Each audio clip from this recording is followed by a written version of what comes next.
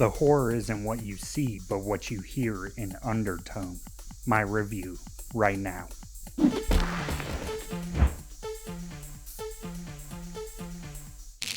Welcome to Rest Reviews, my name is Daniel, and today I will be reviewing the horror film Undertone. It's written and directed by Ian Tuason, and stars Nina Kiri, Adam DiMarco, Michele Duquet, Keana Lyn Bastidas, and Jeff Young. Ian Tuason was recently hired to write and direct the next Paranormal Activity movie. That is fitting, as the series seems like it was highly influential to Tuason when making Undertone, his directorial debut. While Undertone doesn't use found footage techniques, it uses similar tricks for found audio. Nina Kiri plays Evie, who hosts a podcast with her long-distance friend Justin, voiced by Adam DiMarco.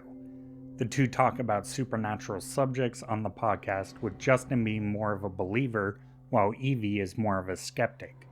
Evie is currently recording from her mom's house because she is taking care of her comatose mother, played by Michele Duquet. Her mother's house is decorated with many religious pictures and statues, as she's a devoted Catholic.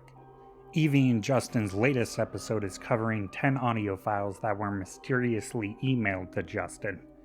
As they listen to them, they hear a couple behaving in increasingly abnormal ways. Evie soon starts to wonder if something strange is happening in her mom's house as well. Undertone mostly feels like a case of style over substance. Even at just 94 minutes, it feels stretched and sluggish. I think it would have worked better as maybe a 40-minute short film, or even as a podcast production itself. Tuason's screenplay is simply too thin.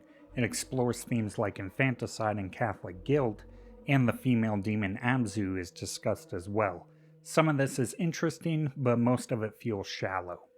None of the supporting characters get much depth either, though DiMarco tries to bring some character to Justin with his voice. Where Undertone does succeed is with Kiri's performance, Tuason's direction, and the sound design.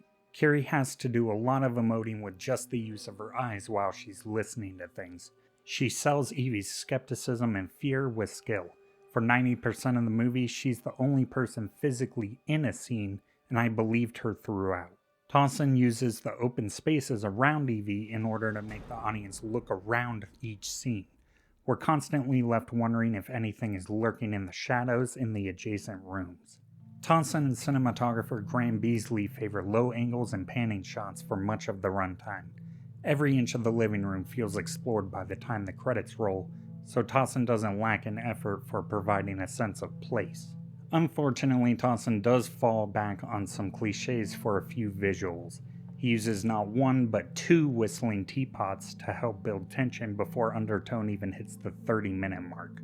We also get people standing in the background in mirrors and creepy drawings from black crayons. Some of these images can be effective, but others are just too familiar. I counted 12 sound artists that worked on Undertone, and they definitely deserve praise for their work.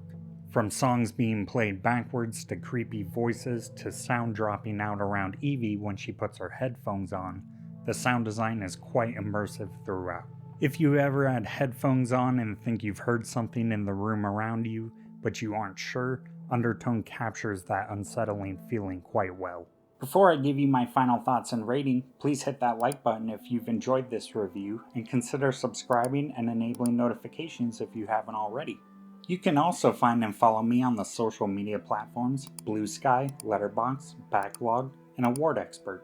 Undertone is an effective little horror film with superb sound design and a solid performance by Nina Kiri.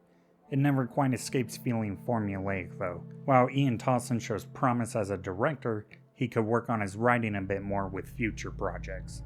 I'm giving Undertone a 6.5 out of 10. I think it's a decent film. I recommend waiting for streaming for this one though if you're interested. Just make sure you have a good sound system or a good set of headphones. That's just my recommendation though. Let me know in the comments if you're interested in Undertone, and what's your favorite use of scary sound design in a horror movie. I particularly love the crunchy chest bursting in the Alien series. It really elevates those scenes. Thank you so much for watching this video. You can check out these other videos on Rest Reviews right now.